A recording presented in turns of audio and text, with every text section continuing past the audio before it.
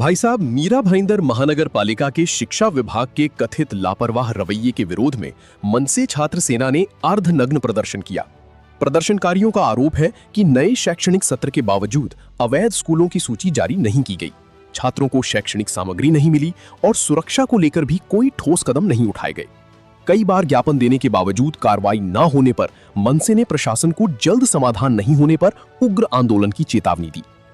मला असं वाटतं की मीरा भाईंदर महानगरपालिकेच्या अंतर्गत अनेक विषय आहेत। आज महत्त्वाचा विषय होता, तो विषय असा होता की आजही शाळा चालू होऊन जवळजवळ 2 महिने होत आले, 1.5 महिना होत आला, परंतु विद्यार्थ्यांना गणवेश, वह्या, पुस्तकं आणि शाळेच्या वस्तू आहेत त्यांचा पुरवठा पूर्णपणे झालेला नाही आहे।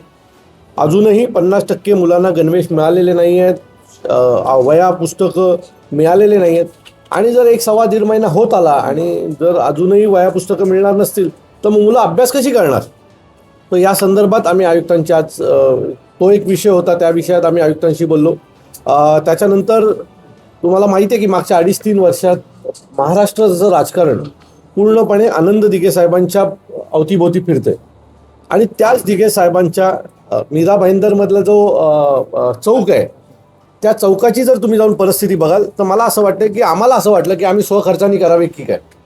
दिघे साहेब फक्त बॅनरवर फोटो लावण्यासाठी आणि राजकारण करण्याच्या पलीकडे आहेत ना। तर माझी विनंती आहे की दिघे साहेबांच्या नावाने मला वाटतं एकमेव चौक असेल मीरा भाईंदरमधलं, कृपया त्या चौकाचं जे काही रिनोव्हेशन करायचे ते तुम्ही करा किंवा आम्ही स्वखर्चाने करतो। चौकासाठी कुठूनही निधी उभा करीन आणि दिघे साहेबांच्या नावाचा जो चौक आहे त्याला ते स्वतः भेट देणार आहेत आणि त्याचं जे काही रिनोव्हेशन आहे ते लगेच ताबडतोब सुरू करतोय म्हणून मला त्यांनी शब्द दिलेला आहे। शाळेंच्या बाबतीतही त्यांनी सांगितलं आहे कुठल्या शाळेंना गणवेश मिळालेले नाहीत त्याच्या बाबतीत मी स्वतः लक्ष देऊन काम करणार आहे। सो या सर्व गोष्टी झाल्यात की नाही हे पाहण्यासाठी पुन्हा 15 दिवसांनी आम्ही आयुक्तांची भेट घेऊ। आज आम्हाला कपडे काढून यायची वेळ आली, ह्या महापालिकेनेच आणून दिलेली आहे। आमच्या महापालिकेच्या गोरगरीब मुलांना गणवेश वेळेवर मिळत नाही, शालेय साहित्य वेळेवर मिळत नाही आहेत, म्हणून आम्ही आज हे आंदोलन करतोय।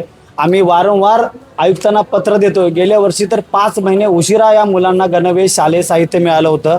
यावर्षी देखील तीच अवस्था होऊ नये म्हणून घाई गडबडीत महापौर, उपमहापौर, नगरसेवकांनी त्याचं उद्घाटन केलं, चित्रफित केलं, सगळीकडे फिरवलं की आम्ही गणवेश दिले, गणवेश केले, कुठे अजून गणवेश मिळालं नाही आहे, पुस्तकं देखील मिळालं नाही, वह्या देखील मिळालं नाही की मला ह्या अशा लोकांवरती हसू येतं, राग येतो। पण काय करू, आपल्याकडे लोकशाही आहे, डेमोक्रेसी आहे, मग त्या डेमोक्रेसीचं पालन करावं लागतं।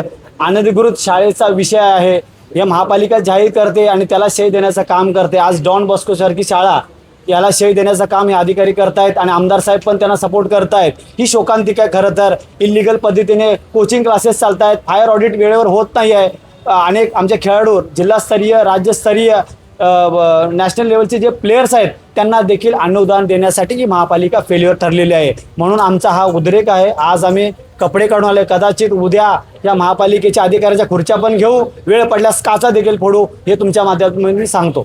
महाराष्ट्र नवनिर्माण विद्यार्थी सेनेचं जे गणवेश असतील, वह्या असतील, पुस्तक असतील, दप्तर असतील आणि सर्वात मोठा विषय जे लहान मुलांना जेवण दिलं जातं त्यामध्ये पण त्रुटी आहेत। या विरोधात वारंवार पत्रव्यवहार करून देखील आयुक्त, अधिकारी लक्ष देत नाही। या विरोधात महाराष्ट्र नवनिर्माण सेना आज रस्त्यावर उतरलेली आहे। गणवेश लवकरात लवकर वाटावे, वह्या पुस्तकं द्यावे। आज 1 महिना झाले तरी मुलांना कुठल्याही गोष्टी मिळाल्या नाहीत। या विरोधात महाराष्ट्र नवनिर्माण विद्यार्थी सेना, रॉबर्ट डिसोजा आहेत, ते आज रस्त्यावर उतरलेले आहेत। अपनी राय हमें कमेंट में जरूर बताइए और हर लेटेस्ट खबर के लिए बने रहें thejurnalist.in के साथ।